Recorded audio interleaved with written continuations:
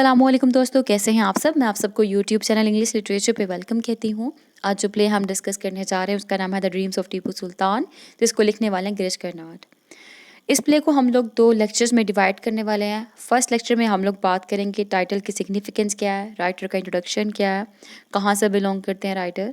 टीपू सुल्तान के अबाउट बात करेंगे कि कैसे शहीद हुए थे ये, और ये क्या इनका हिस्टोरिकल बैकग्राउंड है, कहाँ से बिलोंग करते हैं, और जिस प्लेस पे थे उस प्लेस की क्या हिस्ट्री है उसको डिस्कस करेंगे हम लोग।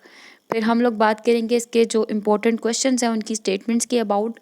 फिर इसके बाद हम लोग इस लेक्चर के अंदर कैरेक्टर्स को डिस्कस करने वाले हैं। तो इन शॉर्ट ये लेक्चर जो है हमारा इंट्रोडक्टरी लेक्चर होगा, तो हम कह सकते हैं ये लेक्चर इंट्रोडक्शन बेस्ड है। सेकेंड लेक्चर में हम लोग समरी को डिस्कस करेंगे। तो टाइम को वेस्ट किए बगैर इस लेक्चर को स्टार्ट करते हैं, और इस लेक्चर को आप पूरा लाजमी सुनिएगा, क्योंकि जब आप लेक्चर पूरा सुनते हैं तो आपका कोई भी पॉइंट मिस नहीं होता। जब हम स्किप कर करके सुनते हैं तो हमारे बीच में से पॉइंट्स अक्सर स्किप हो जाते हैं, जिससे हमारा प्ले अंडरस्टैंड करने में या जो समरी होती है उसको स्टोरी को अंडरस्टैंड करने में हमें मुश्किल होती है। तो इसलिए मैं आपसे रिक्वेस्ट करूँगी कि आप लेक्चर पूरा सुनिएगा ताकि आपको कोई भी कन्फ्यूजन ना रहे। वैसे भी थोड़ा सा क्रिटिकल प्ले है, तो इसको अंडरस्टैंड करने के लिए इसका बैकग्राउंड अच्छे से पता होना ज़रूरी है। अब पहले बात करते हैं हम लोग गिरीश कर्नाड की कि राइटर कौन थे। गिरीश कर्नाड 19 मई 1938 में पैदा होते हैं और इनकी डेथ हो जाती है 10 जून 2019 में। टोटल 81 ईयर्स इन्होंने एज पाई है। इंडियन राइटर थे, इंडियन एक्टर भी थे, फिल्म डायरेक्टर भी थे, कनाडा राइटर थे बेसिकली, ये प्ले राइट भी थे। इसके अलावा इन्होंने साउथ इंडियन सिनेमा और बॉलीवुड के लिए एक प्रोमिनेंट रोल प्ले किया। इन्होंने जो मेजर वर्क्स लिखे, मींस इनकी जो मेजॉरिटी थी वर्क्स की, वो बेस कर थी हिस्ट्री के ऊपर, माइथोलॉजी के ऊपर। ये हिस्ट्री को और माइथोलॉजी को यूज़ करते हुए कंटेम्प्रेरी इश्यूज को टैकल किया करते थे अपनी राइटिंग में। इन्होंने मोस्टली जो प्लेस थे वो कनाडा के अंदर लिखे। उस टाइम पे कनाडा का लिटरेचर, उसकी लैंग्वेज बहुत डोमिनेंट थी। फिर इनके बहुत ज़्यादा वर्क्स को इंग्लिश में ट्रांसलेट किया गया, कुछ तो इन्होंने खुद ही इंग्लिश लैंग्वेज में ट्रांसलेट किए थे। इनका एक वर्क है ययाति, ये 1961 में पब्लिश्ड हुआ था जब ये 23 ओल्ड के थे। इनका नेक्स्ट वर्क जो है वो तुगलक है, जो कि 1964 में पब्लिश्ड हुआ था, जो कि 14th सेंचुरी सुल्तान जो दिल्ली के थे जिनका नाम था मोहम्मद बिन तुगलक, उनके ऊपर बेस कर रहा था। इनका नेक्स्ट वर्क था हयावदाना, जिसको 1971 में पब्लिश किया गया। इसके अलावा भी इनके कुछ वर्क्स थे जिनमें से the dreams of Tipu Sultan एक रिमार्केबल वर्क कंसिडर किया जाता है, जो कि इन्होंने एक रिक्वेस्ट पे लिखा था। उस प्ले पे बात करने से पहले मैं थोड़ा सा राइटर के अबाउट बता दूं कि राइटर की जो स्टाइल है वो कैसा था। ये हिस्ट्री से लिखा करते थे, हिस्ट्री के अबाउट लिखा करते थे, और हिस्ट्री को लेकर ये करंट इश्यूज़ को डिस्कस किया करते थे। जैसे कि एक फ़िलॉसफी बड़ी स्टार्ट हुई थी, बड़ी ज़्यादा फैली थी एग्जिस्टेंशियलिज्म की, तो इन्होंने हिस्ट्री से इवेंट उठा के उसी इवेंट को, करंट इशू को जो चल रहा था, कंटेम्प्रेरी इशू चल रहा था एग्जिस्टेंशियलिज्म का, उसके अबाउट लिखा, उसको प्रमोट किया। फिर इसी तरह से ये माइथोलॉजी वगैरह को उठाया करते थे, ग्रीक मिथ्स को उठा लिया और डिफरेंट मिथ्स को उठा के डिस्कस किया करते थे अपनी राइटिंग में। अब ड्रीम ऑफ टीपू सुल्तान लिखने की वजह, बेसिकली टीपू सुल्तान के टोटल 37 ड्रीम्स थे। उन 37 ड्रीम्स को एक बुक के अंदर रिकॉर्ड किया गया हुआ है। तो गिरीश कर्नाड को कहा गया था कि बीबीसी के लिए, एक रेडियो के लिए एक ऐसा प्ले लिखें जो कि, बीबीसी ने कहा था कि इंडिया की 50th, ठीक है, 50 एनिवर्सरी है, तो आप हमें कोई ना प्ले लिख के दे, कोई स्पेशल प्ले लिख के दे इस इवेंट के लिए। तो इस इवेंट के लिए गिरीश कर्नाड ने जो स्पेशल प्ले चूज़ किया वो प्ले था the dream of Tipu Sultan, क्योंकि 1997 में जो टीपू सुल्तान शहीद रहमतुल्लाह ताला अलैह हैं, उनके अबाउट ये प्ले पब्लिश करवाया गया, परफॉर्म करवाया गया अगस्त 1997।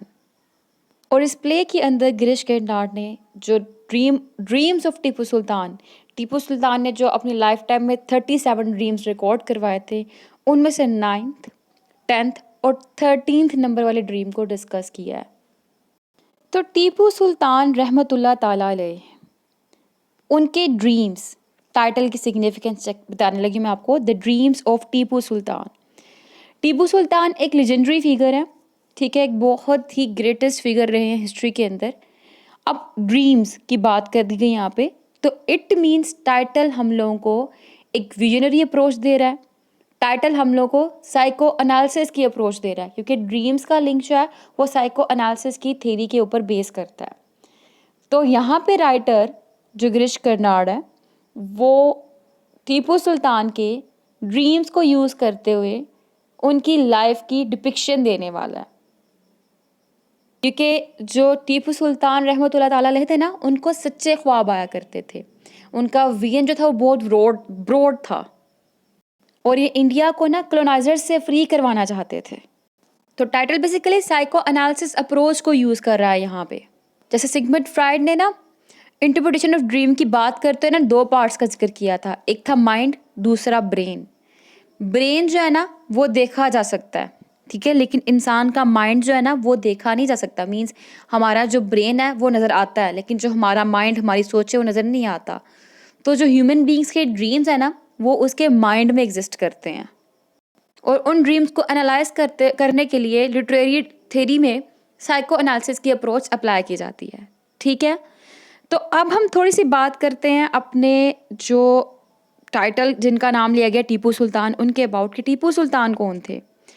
इनके बारे में ना डिफरेंट लोग डिफरेंट व्यूज़ देते हैं, और बहुत से लोग बाइस्ड व्यूज़ भी देते हैं। हम लोगों को बाइस्ड हो के नहीं, हम लोगों को ना रैशनल हो के सोचना चाहिए,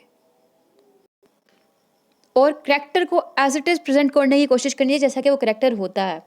एनी हाउ डिफरेंट जो बुक हैं हिस्ट्रीज़ की वो पढ़ के, क्योंकि हिस्ट्री की बुक में भी ना क्लैश आता है, चेंजेस आते हैं, राइटर भी बाइस्ड होके ही लिखता है, ठीक है। अगर आपको ब्रिटिशर्स नहीं पसंद, आप लिखने जा रहे हो उनके अबाउट, तो आप नेगेटिव पॉइंट ऑफ व्यू लाजमी डाल दोगे, आप बाइस्ड होकर लाजमी लिख दोगे। तो डिफरेंट हिस्ट्रीज़ जो है ना वो डिफरेंट तरह से डिफरेंट करेक्टर को पोर्ट्रे करती है, लेकिन जो मेजोरिटी हिस्ट्री की बुक्स है ना वो इनके बारे में ये कहती है। हम लोग थोड़ी सी बात वो करने जा रहे हैं। टीपू सुल्तान रहमतुल्लाह ताला अलैह 20 नवंबर 1750 को पैदा होते हैं, और इनको 4 मई 1799 को शहीद किया जाता है। इनको टीपू साहब और द टाइगर ऑफ मैसूर भी कहा जाता है। Mysore is the name of place.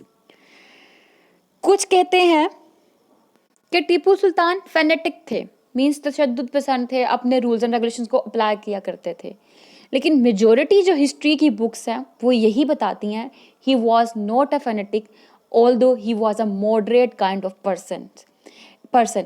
इन्होंने किसी के ऊपर भी इम्पोज नहीं किया कि आप ये करें या ये ना करें, इन्होंने किसी के ऊपर भी अपनी ज़बरदस्ती नहीं की, इन्होंने हर एक मज़हब को अपनी रिलीजियस प्रैक्टिसेस करना अलाउ की।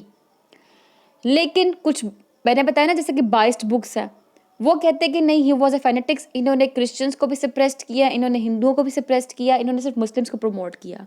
हालांकि मेजोरिटी बुक्स, जो मेजोरिटी हिस्ट्री है, मेजोरिटी बुक्स हैं, जितनी भी ऑथेंटिक राइटर्स की बुक हैं वो यही कहती हैं कि, और ये बात एक्चुअली में रियलिटी भी है, क्योंकि इनके टाइम में बहुत से लोग मुसलमान हुए थे, उन्होंने इस्लाम को कबूल किया था। क्यों ड्यू टू हिज करेक्टर, इनका करेक्टर मॉडरेट काइंड ऑफ था, इन्होंने किसी को भी सप्रेस नहीं किया, ओप्रेस नहीं किया, सब्जुगेट नहीं किया, एक्सप्लॉइट नहीं किया, इन्होंने हर एक को उनके रिलीजन की प्रैक्टिस करना दी, और ये इनके करेक्टर की एक गुड ट्रेट थी, जो कि एक अच्छी बात है। और इस्लाम भी तो यही कहता है कि किसी के मज़हब को बुरा मत कहो, ठीक है, तो इन्होंने किसी को बुरा भला नहीं कहा था। अब दूसरा पॉइंट जो डिस्कस करने लगी मैं इनके about, he was fond of trade and commerce, क्योंकि इनका बहुत ज़्यादा फोकस था ट्रेड और कॉमर्स के ऊपर, तिजारत के ऊपर।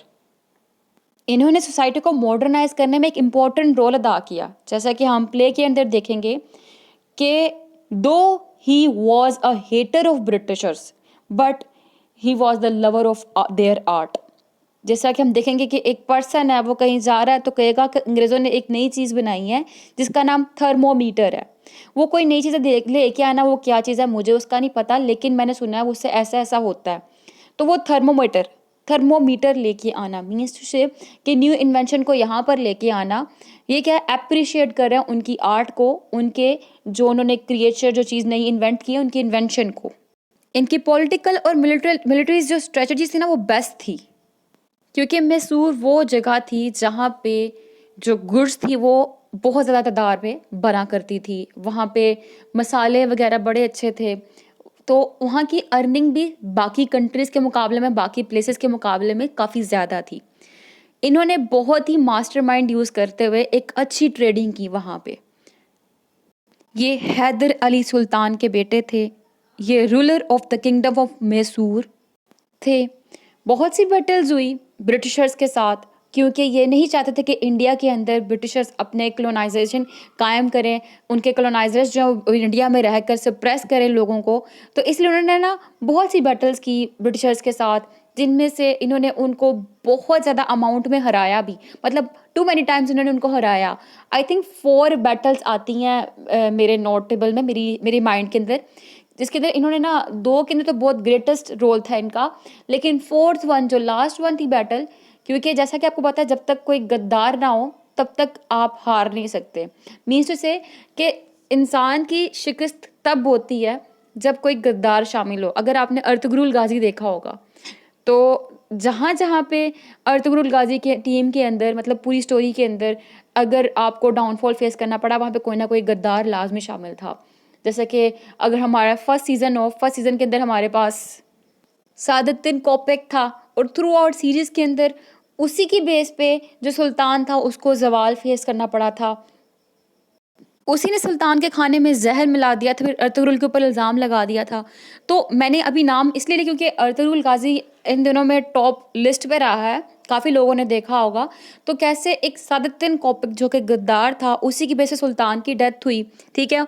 उनको अब ये एक मैंने नरेशन यहाँ पे इसलिए की क्योंकि इस स्टोरी को मैं लिंक करना चाह रही हूँ टीपू सुल्तान के साथ। तो यहाँ पे भी ऐसा हुआ कि टीपू सुल्तान शहीद क्यों हुआ था? इन्हीं के अपनों ने इनके कहते नहीं है पीठ में खंजर खबोना, वो वाला काम किया था। मीर सादिक बिल्कुल इनके साथ हुआ करता था, मीर नदीम इसके साथ था। तो इनके अपने साथी इनके क्या निकले? दगाबाज, धोखा देने वाले निकले। जैसे अर्तुगरुल ने ही कहा था उस अर्तुगरुल गाजी सीरीज़ के अंदर कि जो ट्रेटर होता है ना वो आपका करीबी होता है। इसी तरह हम लोगों ने जब यूनुस एमरे देखा तो यूनुस एमरे के अंदर भी सरदार है एक, उस सरदार के पास एक कोलजा यानी कि एक सोल्जर होता है जो उसके पास खड़ा रहता है, कहता है कि अंधा भी और बहरा भी, बहरा भी है और गूंगा भी। मीन्स उसने अपने पास ऐसा मुहाफिज खड़ा किया हुआ था कि कहता था ना ये बोल सकता है ना ये सुन सकता है, और उसके सामने अपनी सारी की सारी पर्सनल बातें जो भी इंपॉर्टेंट अपने इवेंट्स से टॉपिक्स से डिस्कस करता था। तो फिर तब भी वहाँ पे यूनुस एमरे कहते हैं कि जो आपके करीबी होते हैं ना वही आपके दुश्मन होते हैं, और ये बात जो है ना अर्तुगरुल गाजी में भी रिपीट की गई है और यूनुस एमरे में भी वाली बात रिपीट की गई थी। और ऐसे ही हम लोगों ने देखा कुर्दुगलू का कैरेक्टर है जो कि ब्लड ब्रदर था सुलेमान शाह का, वो भी अपने आप को ही यानी कि इन सबको धोखा दे रहा होता है, ठीक है? तो बात समझाने का मतलब ये कि जो आपके करीबी होते हैं उनमें से ही कोई ना कोई ट्रेटर निकल आता है। तो बिल्कुल इस तरह टीपू सुल्तान का बहुत करीबी था मीर सादिक।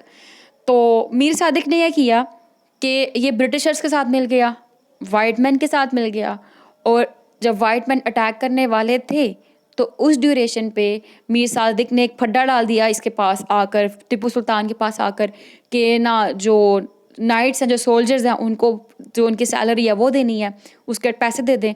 तो ये क्या हुआ, ये सब सोल्जर्स को टीपू सुल्तान से सेपरेट ले गया और उनको सैलरी की तरफ लगा दिया। अब सारे के सारे सोल्जर्स एक तरफ लग गए और वहाँ से फिर वाइट मैन ने आके अटैक कर दिया, और आकर यहाँ पे जो थी फिर शहादत फेस करना पड़ी टीपू सुल्तान को। इवन के टीपू सुल्तान के बहुत लॉयल पर्सन थे यहाँ पे, उन्होंने आके इनको मशवरा भी दिया था कि आप चले जाएं यहाँ से। टीपू सुल्तान ने कहा था शेर की एक दिन की ज़िंदगी गीदड़ की 100 साल ज़िंदगी से बेहतर है, जो कि एक रिमार्केबल लाइन है और अक्सर जगह पे अक्सर प्लेसेस मैंने लिखी हुई पढ़ी है। अब थोड़ा सा मैं मैसूर के बारे में बताऊंगी, फिर मैं दोबारा टीपू सुल्तान को रिलेट करूंगी उनके साथ।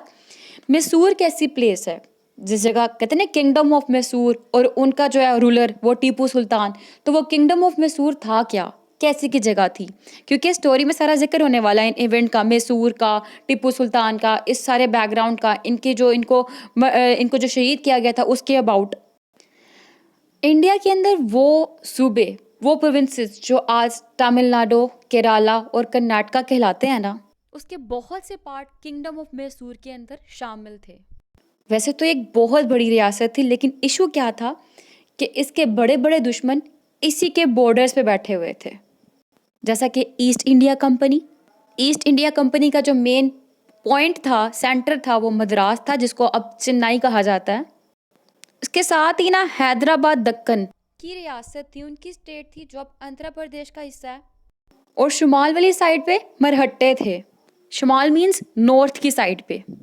मरहट्टा बेसिकली सिखों की कौम है। और इनकी जो थी ना स्टेट, इनकी जो रियासत थी, सल्तनत थी, वो दिल्ली तक फैली हुई थी, यानी कि इधर भी दुश्मन थे। और मगरिब वाली साइड पे क्या था? समुंदर था।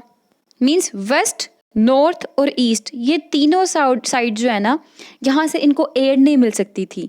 वेस्ट की साइड पे समंदर था, नॉर्थ और ईस्ट की साइड पे दुश्मनी थे इसके। एक जगह पे अंग्रेज़ों के सारी की सारी फौज थी, एक जगह पे सारे के सारे सिख मरहट्टा थे, जो कि दिल्ली तक फैले हुए थे। अब मैसूर की एक स्पेशलिटी क्या थी? यहाँ पे प्रोडक्शन ज़्यादा हुआ करती थी, यहाँ पे जो इन अर्निंग थी वो भी ज़्यादा थी। तो इसीलिए जो इनके मुखालफिन थे, यानी कि जो इसके ज़्यादा अगेंस्ट थे लोग, तो वो तो चाहते थे कि इस जगह को वो कर लें, अपने कब्जे में कर लें। और इसके लिए फिर बहुत सी वॉर भी हुई, जिन वॉर के अंदर जो अंग्रेज़ थे और सिख थे वो भी इकट्ठे हो गए थे आगे जाकर। अब टीपू सुल्तान का नेगेटिव पॉइंट क्या था? कि वो अपने जो दरबार के अंदर जो दरबारी थे ना, उनको खुश करना नहीं जानता था। और इनके इस वीक पॉइंट का फ़ायदा उठाया अंग्रेज़ों ने, जिस बेस पे कई दरबारी थे वो नाराज़ भी हुए। लेकिन एनी हाउ 2 नई दरबारी आए थे, जिनमें हमारे पास मीर सादिक का नाम आ जाता है और दूसरा नाम पूर्णिया का आ जाता है। ये 2 नई दरबारी थे। फिर इसके बाद से इनके दरबार में गद्दारों की, मतलब के जो ट्रेडर्स थी, उनकी आमद होना शुरू हो गई। किस तरह से? कि ईस्ट इंडिया कंपनी ने जब ये जो था हमारा मीर सादिक, इनको खरीद लिया था। अच्छा, अब ना ईस्ट इंडिया कंपनी में एक नया गवर्नर जनरल आया था, उसका नाम था लॉर्ड कॉर्नवालिस। इस गवर्नर जनरल लॉर्ड कॉर्नवालिस ने आकर जितने भी ट्रेटर थे, मतलब कि टीपू सुल्तान के पास जो वर्कर्स थे, जो उसके अंडर काम कर रहे थे लोग, और जो टीपू सुल्तान के साथ रहना नहीं चाह रहे थे फर्दर, उनको लॉर्ड कॉर्नवालिस ने खरीद लिया था, जिसके अंदर मीर सादिक का नाम डोमिनेंट नेम है। इसने टीपू सुल्तान के पैलेस के अंदर कहीं ज़्यादा जो है ना अपने जासूस भेजे थे, स्पाई भेजे थे, ताकि ये टीपू सुल्तान को वीक कर सके फर्दर। उनमें से एक का नाम था सैयद इमाम। और ये सैयद इमाम ही वो पर्सन था जो लॉर्ड कॉर्नवालिस के कहने पे टीपू सुल्तान के किला में जब गया, वहाँ जाके जितने लोग नाराज़ थे टीपू सुल्तान से, उन लोगों को कन्विंस किया इसने कि लॉर्ड कॉर्नवालिस को सपोर्ट करें और ईस्ट इंडिया कंपनी के साथ मिल जाएं। लेकिन फॉर्चुनेटली ये जो साजिश थी जो सैयद इमाम ने की इनके अगेंस्ट लॉर्ड कॉर्नवालिस ने की, वो फ़ौरन पकड़ी गई थी। और टीपू सुल्तान ने इसका एक स्ट्रिक्ट नोटिस लिया और जितने भी ट्रेटर्स थे उन सबको पकड़ के मरवा दिया था।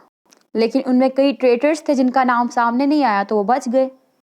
अब देखो लॉर्ड कॉर्नवालिस की बात, कि उसने हालांकि कई ट्रेटर अपने वहाँ पे रखे टीपू सुल्तान के पास भी, बट फिर भी वो उसके सामने आने से डरता था। तो इसने क्या किया, इसने फिर निज़ाम, हैदराबाद, मरहट्टा, फिर इन तीनों को भी ना कॉर्नवालिस ने अपने साथ मिला लिया। अब इससे पहले क्या हुआ था, टीपू सुल्तान के दरमियान में और इन लोगों के दरमियान में एक ट्रीटी का पीस साइन हुआ था कि अब ये जंग नहीं करेंगे। लेकिन इन्होंने जब ये मैंने बताया निज़ाम, हैदराबाद और मरहट्टा और साथ में ये जो लॉर्ड कॉर्नवालिस था, ये लोग जब इकट्ठे हो गए, इकट्ठे होने के लिए दोबारा से मैसूर पे अटैक करने के लिए गए। पहले उन्होंने जो बंगलौर था उसको अपने अंडर कर लिया, ठीक है। मतलब वहाँ पे जब ये गए फतह करने के लिए उसको, तो फिर टीपू सुल्तान ने उनके ऊपर फर्दर काउंटर अटैक किया और उसको सिक्योर कर लिया दोबारा से बेंगलोर को। फिर उसके बाद ऐसा हुआ कि फर्दर इन्होंने प्लॉटिंग की कि हम टीपू सुल्तान पे अटैक करेंगे, और टीपू सुल्तान वहाँ से इनके ऊपर फर्दर अटैक करने की प्लानिंग कर रहा था। जो टीपू सुल्तान के पास ट्रेटर्स थे, उन ट्रेटर्स ने जाकर लॉर्ड कॉर्नवालिस को सारी डिटेल बता दी कि टीपू सुल्तान ऐसे ऐसे प्लानिंग कर रहा है, जिस वजह से लॉर्ड कॉर्नवालिस जो था वो टीपू सुल्तान के अटैक से बचकर निकल गया।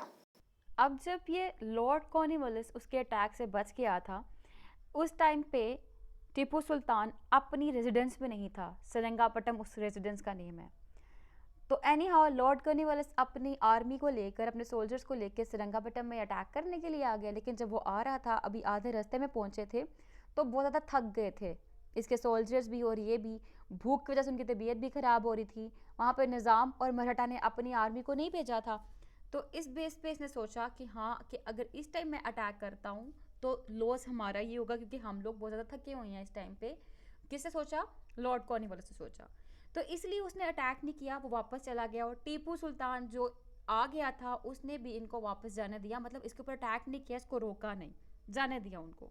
अब उसके बाद वो जो अंग्रेज़ थे वो निज़ाम के पास गए।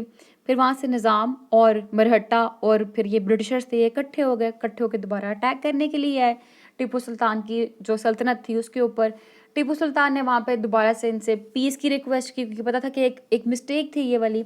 एनी हाउ पीस की रिक्वेस्ट की, तो उस बेस पे उन्होंने कहा कि नहीं, हम लोगों को तुम अब बदले में आधी सल्तनत दोगे, और कुछ पैसे मांगे थे उन्होंने, जिस बेस पे एक ग्रेट लॉस फेस करना पड़ा था टीपू सुल्तान को। अब इसके बाद क्या हुआ? इसके बाद टीपू सुल्तान जो था अपने इस डिफीट का बदला लेना चाहता था इन लोगों से। और टीपू सुल्तान ने फिर यहाँ पे फैसला किया कि जब तक वो अपनी शिकस्त का बदला नहीं लेगा, वो बेड पे नहीं सोएगा, वो पलंग पे नहीं सोएगा, वो फर्श पे सोया करेगा, वो ज़मीन पे सोया करेगा। और इसके लिए उसने एक खिलौना घड़ी भी तैयार करवाई थी, जिसमें एक शेर जो था वो एक सोल्जर का गला दुबा रहा था। और प्रेजेंट टाइम में भी ये जो वॉच है, ये खिलौना घड़ी जिसमें शेर एक सोल्जर का गला दुबा रहा है, ये अभी भी लंदन के म्यूजियम में ना मौजूद है। ये तो था एक फैक्ट। दूसरा इफेक्ट क्या हुआ था? जो टीपू सुल्तान के अपने जो करीबी लोग थे, यानी कि इसके जो सोल्जर्स थे, उन्होंने भी सोच लिया कि टीपू सुल्तान के पास अब इतना तो ज़्यादा कुछ रहा नहीं है, तो हम लोग जो है ना इससे दूर दूर हो जाते हैं। अब कंडीशन कैसी है? टीपू सुल्तान एजड हो चुका है, बूढ़ा हो चुका हुआ है, आसपास हर जगह पे दुश्मन ही दुश्मन है, और पास इसकी आधी सल्तनत इसके पास से चले गई हुई है। तो इस टाइम पे टीपू सुल्तान ने हेल्प के लिए फ्रांस में अपना एक सफ़ीर भेजा। अब फ्रांस में जिसके पास गया, वो पर्सन का नाम नेपोलियन था। नेपोलियन ने इन रिटर्न एक लेटर लिख के भेजा टीपू सुल्तान को, जो लेटर रास्ते में जो ब्रिटिश स्पाई थे उन्होंने पकड़ लिया।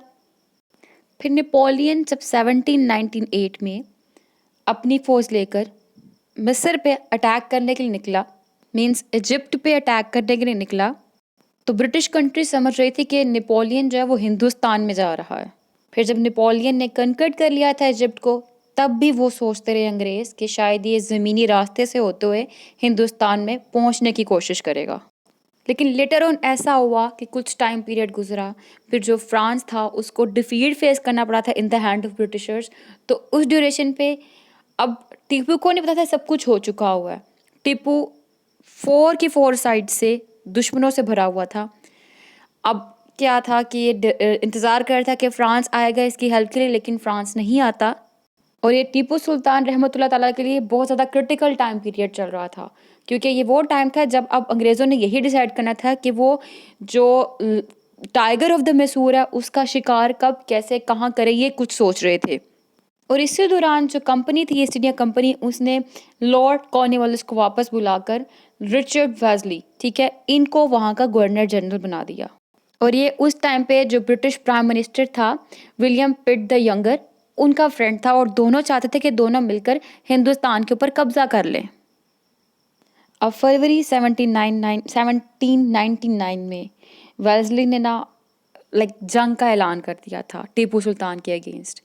अब उस डिश में जब वो वॉर करने जा रहा था, टीपू सुल्तान के जो सोल्जर्स थे वो उसके अगेंस्ट अटैक ही नहीं कर रहे थे। आगे तो जा रहे थे लेकिन अटैक नहीं कर रहे थे। क्यों नहीं कर रहे थे? क्योंकि सबके सब गद्दार थे और वो टीपू सुल्तान की बात नहीं मान रहे थे, उसी के अगेंस्ट चल रहे थे। और इनका पूरा प्लान ये था कि टीपू सुल्तान को ही इनके अगेंस्ट, यानी कि इनके हवाले कर दे। फिर एक टाइम पे खुद जो टीपू सुल्तान थे वो अपनी फ़ौज लेकर निकले, और फिर एक ब्रिटिशर था जनरल हैरिस, उनको अच्छा खासा इन्होंने हराया। लेकिन इस ड्यूरेशन के अंदर भी जो टीपू सुल्तान के जो गद्दार थे वो टीपू सुल्तान के अगेंस्ट थे, और वो टीपू सुल्तान की जो सामने जो खड़ी फौज थी जो टीपू सुल्तान से लड़ने के लिए आई थी, उनकी मदद कर रहे थे। वो क्या करते थे? वो टीपू सुल्तान के लॉयल्टीज़ को ही ब्रिटिशर्स के सामने ले जाया करते थे, उनको मरवा देते थे। अब फिर जब टीपू सुल्तान की आर्मी कमज़ोर पड़ रही थी, क्योंकि जो गद्दार थे वो तो मरवा रहे थे, तो टीपू सुल्तान वापस जब चले गए उसके बाद अपने ही जो संगापट्टम जो उनके किला था वहाँ पे वापस चले गए। तो उसके बाद काफ़ी टाइम गुजरा, काफ़ी अटैक्स हुए। तो जो टीपू सुल्तान के जो गद्दार थे उन्होंने आकर इन अंग्रेज़ों को बता दिया कि टीपू सुल्तान के जो किला है उस किले के अंदर कौन सी दीवार कमज़ोर है। फिर अंग्रेज़ों ने वहाँ पे आके अच्छे खासे सुराख कर दिए दीवार के अंदर, उसको कमज़ोर जो कर दिया गया था फर्दर। अब 3 मई 1799 की नाइट पे मीर सादिक ने अपने किले से, सुल्तान के किले से बाहर आके अंग्रेज़ों से खुफिया तौर पे एक मीटिंग की। और इस मीटिंग में ये प्लान किया गया कि जो वो वॉल, जो दीवार पे इन्होंने सुराख किया, वो जो कमज़ोर दीवार है, उस जगह से मीर सादिक सारे के सारे सिपाहियों को साइड पे हटा देगा। और जब सिपाहियों को साइड पे हटा देगा तो आकर हम लोग वहाँ पे अटैक कर देंगे। फिर नेक्स्ट मॉर्निंग यानी कि 4 मई टीपू सुल्तान ने रात को एक ख्वाब देखा था, 3 मई की रात को। उस ख्वाब का जिक्र उन्होंने, जो ख्वाब का बताते हैं ना, ख्वाबों की तबीर बताते हैं, उनको बताया कि ये ख्वाब देखा है। तो उस ख्वाब की तबीर में बताया गया कि आज का दिन आपके लिए अच्छा नहीं है, आप जो अपनी फ़ौज के साथ ही रहिएगा। लेकिन अब उस दोपहर को जब टीपू सुल्तान रहमतुल्लाह ताला अलैह खाना खाने बैठे थे, तो उनको पता लगा कि जो उनका लॉयल है, उनका जो कमांडर है, वो सैयद गफ़ार उसका नेम है, वो शहीद हो गया है। अब उन्होंने अपना नवाला भी ना खाया था, खाना भी ना खाया, वहीं छोड़ के देखने चले गए वहाँ पर अपनी कि फ़ौज कहाँ पे है, और सैयद गफ़ार को देखने गए तो उनकी जो फ़ौज थी वो इधर-उधर बिखरी थी। एनी हाउ इसके बाद क्या हुआ, इसके बाद ये हुआ कि जो टीपू सुल्तान थे उनके जो अगेंस्ट लोग थे, उनके अपने ही जो महल के अंदर मौजूद गद्दार थे, उन्होंने गद्दारी की। जो मीर सादिक था उसने जो गद्दार जो ब्रिटिशर्स थे उनको अंदर आने दिया। इसके बाद इनका एक लॉयल्टी था टीपू सुल्तान का, उन्होंने कहा कि आप यहाँ से बाहर चले जाएँ। तो तब उन्होंने कहा था शेर की एक दिन की ज़िंदगी गीदड़ के 100 साल ज़िंदगी से बेहतर है। फिर इसके बाद कुछ अपनी आर्मीज़ के साथ, कुछ लॉयल्टीज़ के साथ वो उनके साथ लड़े, ब्रिटिशर्स के साथ लड़े थे। लेकिन काफ़ी जो ब्रिटिशर सोल्जर थे उनको मार भी दिया। लेकिन फिर भी उसके बाद क्योंकि इनकी तादाद कम थी, एनी हाउ इनको फिर एक डाउनफॉल फेस करना पड़ा, एक यानी कि इनको शहीद कर दिया गया। जिस बेस पे जो टीपू सुल्तान रहमतुल्लाह ताला अलैह हैं उनकी शहादत 4 मई 1799 को हुई थी। अब वो जो सैयद गवार था उनको भी एक साजिश के तहत शहीद किया गया था। और फौजियों को इधर-उधर करने वाला मीर सादिक था। मीर सादिक ने क्या कहा कि मैंने उनको जी पैसे देने हैं, उनकी सैलरी देनी है, इसी बेस पे उसने उनको इधर-उधर कर दिया था। तो ये सारा प्ले इसी हिस्टोरिकल बैकग्राउंड के ऊपर लिखा गया हुआ है, जिसके अंदर जब प्ले की ओपनिंग होती है तो ओपनिंग पे जो टीपू सुल्तान रहमतुल्लाह ताला अलैह हैं वो शहीद हो चुके हैं, और उसके बाद नरेशन स्टार्ट हो रही है। फिर उसके बाद नरेशन शिफ्ट होगी कि उनको शहीद कैसे किया गया था, फिर शहीद करने के बाद उनके साथ जो उनकी डेड बॉडी के साथ बिहेवियर क्या किया गया, फिर उसके बाद उनकी लाइफ की तरफ जो स्टोरी है वो शिफ्ट होगी। फिर उनके कुछ ड्रीम्स आएंगे, फिर उनकी इंटरप्रिटेशन दिखाई जाएगी, फिर किस तरह से वो ड्रीम्स रियलिटी में कन्वर्ट हुए ये दिखाए जाएंगे। तो important question as a historical play, जैसा कि मैंने पूरी हिस्ट्री डिस्कस कर दी, यही हिस्ट्री उसके अंदर भी डिस्कस होने वाली है, लेकिन कुछ इवेंट्स इनमें से स्किप किए जाएंगे उन हिस्ट्री के अंदर जो बुक के अंदर है। एज अ कलोनियल प्ले, क्योंकि ब्रिटिशर्स की बात की जा रही है, वो कलोनाइजर्स वहाँ पे आके अपनी रूल ओवर वो वहाँ वो हिंदुस्तान में आके उन्होंने ईस्ट इंडिया कंपनी बनाई और अपनी कलोनियलिज्म कायम की। तो सारा कुछ उसके कॉन्टेक्स्ट में लिखा जाएगा। साइकोएनालिसिस, जो कि हम ड्रीम्स की बात करने वाले, जैसा कि इनका एक लास्ट ड्रीम था, वो लास्ट ड्रीम इन्होंने किरमानी साहब को दिया था, तो किस तरह से वो ड्रीम की इंटरप्रिटेशन की गई वगैरह वगैरह सब कुछ मीन्स सारा का सारा जो प्ले है वो ड्रीम्स की इंटरप्रिटेशन के ऊपर भी बेस करेगा। और ड्रीम्स की इंटरप्रिटेशन करना मीन्स साइकोएनालिसिस की थ्योरी अप्लाई की जाती है। Girish Karnad as a writer, वो हम लोग साथ साथ ही राइटर के तौर पे देखते जाएंगे इस प्ले को। तो ये हो गया। मेरे ख्याल से वीडियो बहुत लंबी हो गई है, करैक्टर्स मैंने डिस्कस करने थे इसके अंदर ही, लेकिन मैं अब करैक्टर्स को डिस्कस करने वालों समरी के साथ ही अब हम यहाँ पे अपनी वीडियो को एंड करते हैं। एंड करने से पहले थोड़ा सा मैं आपको बता दूं इस प्ले के बारे में और कि इस प्ले के 2 एक्ट्स हैं, ठीक है, जिनके अंदर जो मेजर ड्रीम्स थे वो दिखाए गए और उन ड्रीम्स की जो ओरिजिनलिटी वो दिखाएगी। मीन्स ये जो प्ले है ये ड्रीम वर्सेस रियलिटी के थीम को फॉलो करेगा। और टीपू सुल्तान ने अपना लास्ट ड्रीम जो है वो 1799 में हुसैन अली किरमानी साहब के हाथ में दिया था, लिखा हुआ। तो ये कुछ मेजर फैक्ट्स एंड फिगर्स थे। फिर मिलते हैं अगले वीडियो में अगले लेक्चर के साथ, तब तक दुआओं में याद रखिएगा। अल्लाह हाफिज़। Thank you so much for watching this video. Please subscribe our channel and share this video with your friends and classmates too. Your single share matters a lot for us.